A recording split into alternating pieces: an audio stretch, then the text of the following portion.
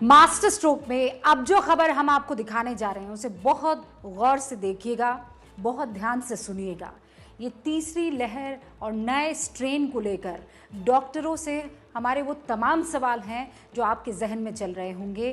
कैसे बचना है इससे, ये स्ट्रेन कितना खतरनाक है, वो तीसरी वेव क्या कुछ कर सकती है, सब कुछ आप जानेंगे अब इस रिपोर्ट में।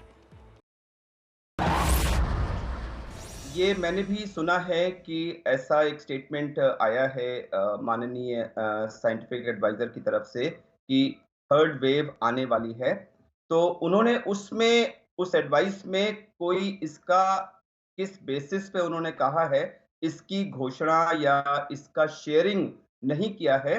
अगर हम इतिहास में देखें तो 1918 में जब स्पेनिश फ्लू का पैंडेमिक हुआ था, तब यही उसमें भी यही हुआ था कि पहली वेव आई थी, उसके बाद दूसरी वेव आई थी जो पहली से भी ज़्यादा स्ट्रॉन्ग और घातक थी और उसके बाद तीसरी वेव भी आई थी, जो उससे माइल्डर थी और उसके बाद फिर वो धीरे-धीरे सेटल हो गया था।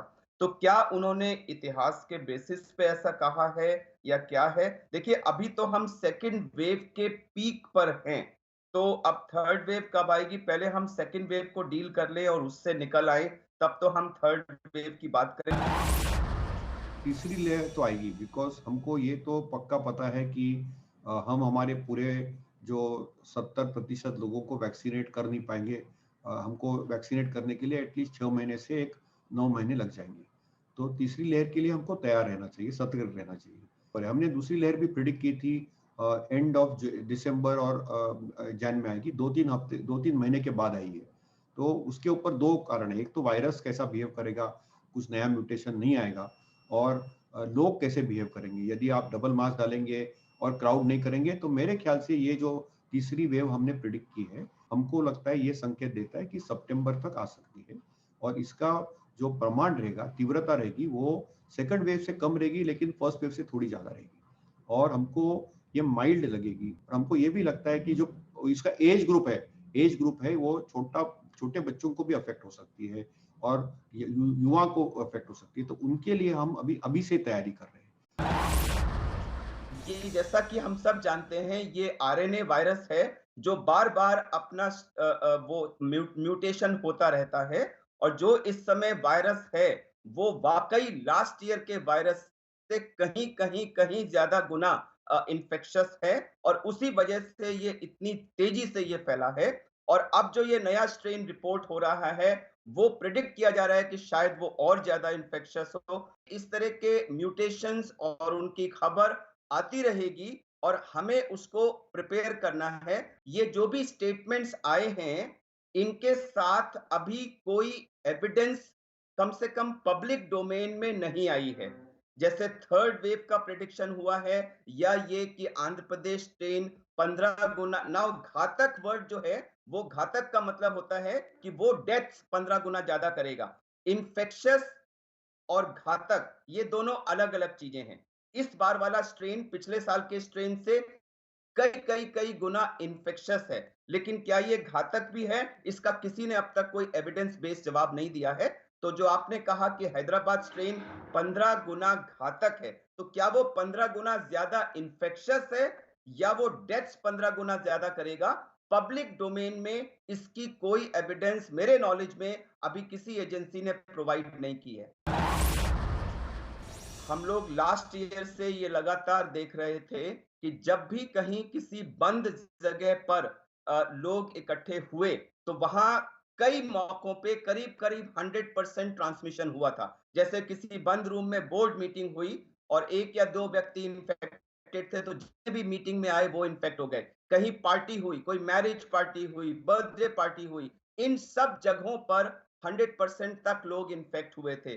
देखिए, ये जो ड्रॉपलेट ट्रांसमिशन जिसे कहते हैं सरफेस से, ये उससे नहीं हो सकता। तो जो हम हवा से ट्रांसमिशन की बात कर रहे हैं, उसका मैं एग्जांपल देता हूं कि मान लीजिए मैं एक कमरे में बैठा हूं, मैंने बोला, मैंने खांसी की, मुझे छींक आई, तो मेरे नाक से या मुंह से जो एरोसॉल निकला, वो एरोसॉल उस कमरे में रहेगा हवा में। ऐसा नहीं है कि सारी की सारी ड्रॉपलेट्स नीचे बैठ जाएंगी और हवा में कुछ नहीं होगा। अब वो कुछ घंटों तक वहां रहेगा कुछ समय के बाद वहां दूसरा व्यक्ति आया, उसने मास्क नहीं लगाया था और वो वहां बैठा, तो उसने वो सारा का सारा वायरस इंजेस्ट किया। आप अगर देखें तो गाजियाबाद और नोएडा के एरिया में कल मैंने देखा था टीवी पे, पूरी पूरी सोसाइटीज में ज्यादा से ज्यादा लोग इन्फेक्ट हो रहे हैं। मेरा ये मानना है कि जो ये लोग सीढ़ियों से गुजर रहे होंगे या लिफ्ट्स में गुजर रहे होंगे, कहीं ना कहीं एक से दूसरे में वो एरोसॉल जो है वो क्रॉस ट्रांसमिशन हो रहा है।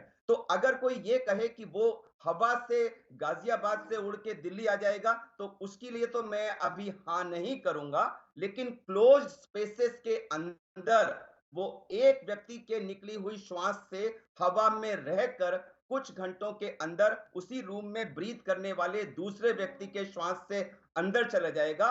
मेरा ये मतलब है हवा के ट्रांसमिशन से, और ये ट्रांसमिशन 100% हो रहा है।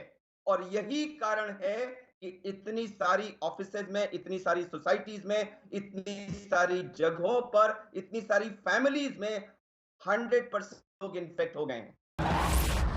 ये बात भी बहुत एक डिस्कशन का विषय है कि क्या हमारे जो लंग्स का इन्वॉल्वमेंट और जो डेथ रेट है वो पिछले बारे के मुकाबले हायर है, या जो इतने सारे लंग्स इन्वॉल्वमेंट और डेथ्स हम देख रहे हैं वो इसलिए है कि हमारा जो डिनोमिनेटर है, यानी कि जो सोसाइटी में टोटल नंबर ऑफ इन्फेक्टेड लोगों का जो पूल है वो इतना ज्यादा है कि वो उसका जो सेम 1 से 2% है वो भी बहुत नंबर हो रहा है। देखिए पिछली साल हमने कभी भी 1 लाख केसेस पर डे से ज्यादा पर डे डिटेक्शन नहीं क्रॉस किया था।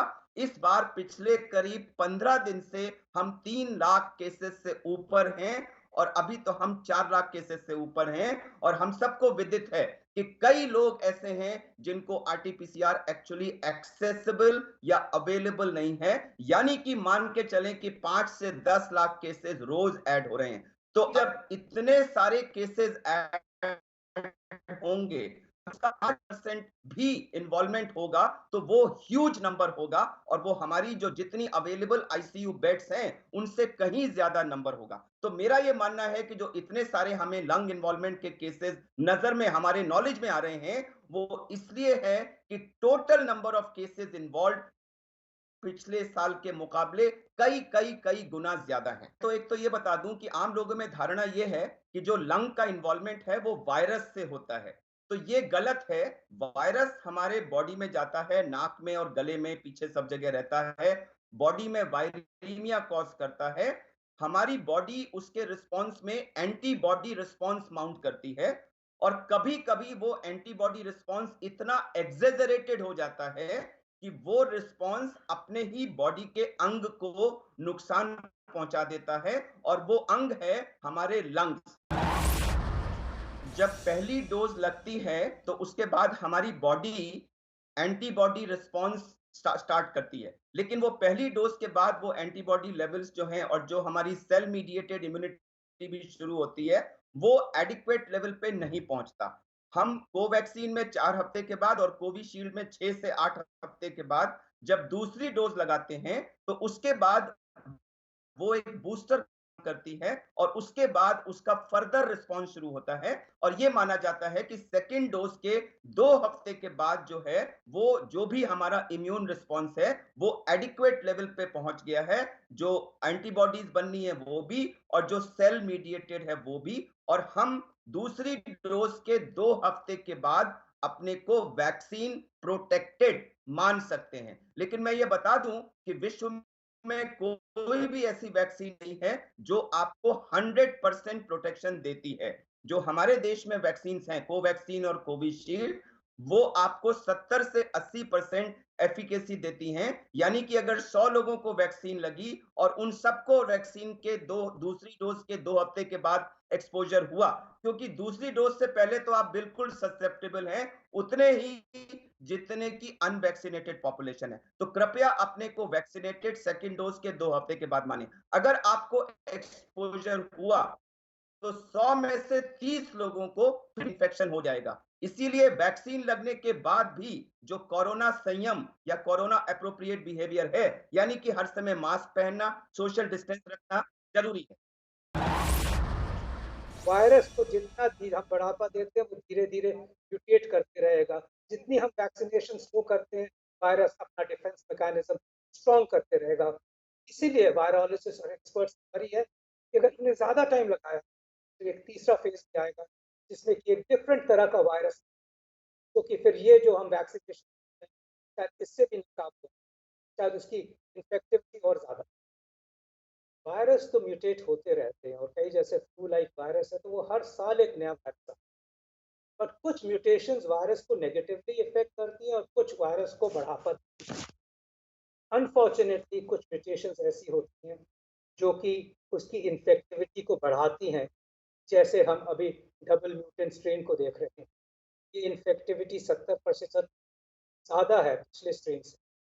जिस तरह वो और चेंज होगा तो शायद इम्यून सिस्टम को ही बाईपास करना लगे।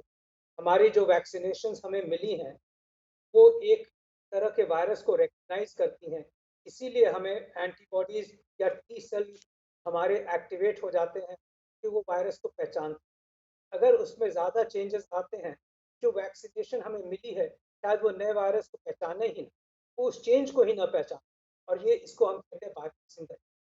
तो अभी अभी ऐसा लग रहा है कि जो हमारे पास वैक्सीन्स हैं वो डबल म्यूटेंट को भी कवर कर रही हैं। और ये एक अच्छी बात है, but obviously speculation, past experiences, science हमें ये सिखाती है कि ये अगर हमने बहुत टाइम लगाया और हमने यही कोविड अप्रोप्रिएट बिहेवियर नहीं रखा और हम वायरस को बढ़ावा देते गए तो ये फिर ऐसे चेंज करेगा जिसमें कि इन्फेक्टिविटी भी ज़्यादा होगी, हो सकता है मोर्टालिटी भी ज़्यादा हो, और हो सकता है कि हमारी जो प्रेजेंट वैक्सीन न काम करे, हमें वैक्सीनेशंस को ही नई तरीके से फाइन ट्यून करके फिर नए वायरसेस के लिए